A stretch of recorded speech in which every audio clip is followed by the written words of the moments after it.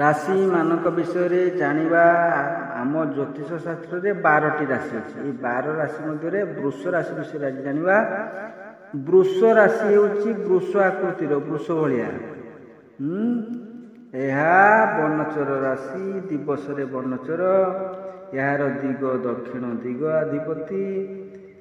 आउ ए वृष राशि रो घात चंद्र विषय जानिबा।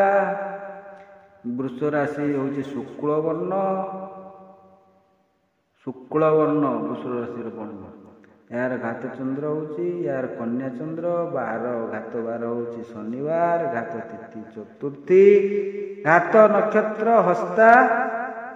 एही घात चंद्र 12 नक्षत्र तिथि जेउ दिन एकत्र होइकी रहे ताहा अशुभ रे जाए।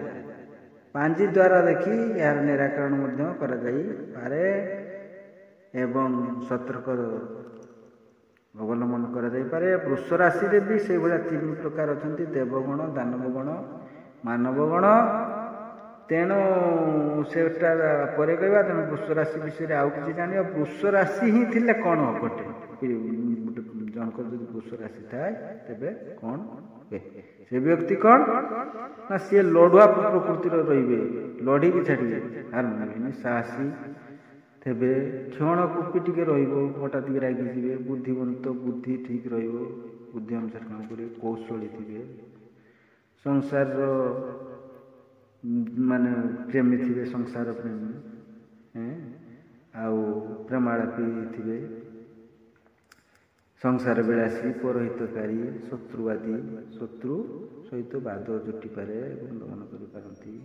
सुनाम अर्जन करिपारती। जस कीर्ति स्थापन करिपारती। ए व्यक्ति वृष राशि भल राशि हला।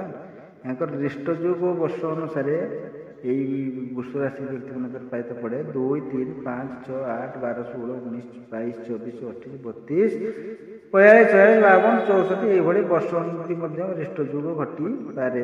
वृष राशि व्यक्ति मान मध्य से रिष्ट जुग रे कौन ना क्षय क्षति विभिन्न तो हम रिष्ट आसे शत्रुबुद्धि आत्म माने वस्त्राघात अग्निभोज जंतुघात एमती विभिन्न प्रकार घात जुग क्षय जुग क्षति जुग रही घटे रिष्ट रहिले। आउ वृषर जेतेबेले चंद्र बलवान रहे वृष राशि से कौन दीर्घजीवी हूँ। लग्न केतेबेले ना लग्न रे पंचम सप्तम नवम एकादश रे जदि अवस्थान करती चंद्र स्थान रहीकि ताने माने दीर्घजीवी हूँ। 96 रु ऊर्ध्व वर्ष पर्यंत बंचती। भल स्थिति रे मृत्यु जोगता वियोग जोगता है। माघ मास भाया विभिन्न प्रकार धर्म मास शुक्ल नवमी तिथि भल तिथि जेटा कहती से भाया शुक्ल पक्ष मान शुक्ल पक्ष तिथि भल नवमी भल तिथि रे अपराह्न प्राय अपराह्न समय भल मुहूर्त वियोग जुग देखा जाए। गला से सब छाड़ आसवा आम बर्तमान यही 3टी देवगण दानवगण आउ मानवगण ये 3टा विषय जानिबा। 2/5 वृषर 2/5 मृगशिरा। मृगशिरा होची देवगण देवता गण। एइया एई मृगशिरा जे रहुची देवगण ये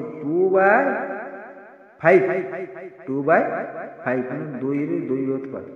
एइटा मृगशिरा वृष राशि मृगशिरा को लेकी देवगण रे जाउची। या होची किशोर ना सात्विक गुण बन करूची। धर्मपरायण व्यक्ति हेबे नियममान हेबे निष्ठावान हेबे कर्मठ हेबे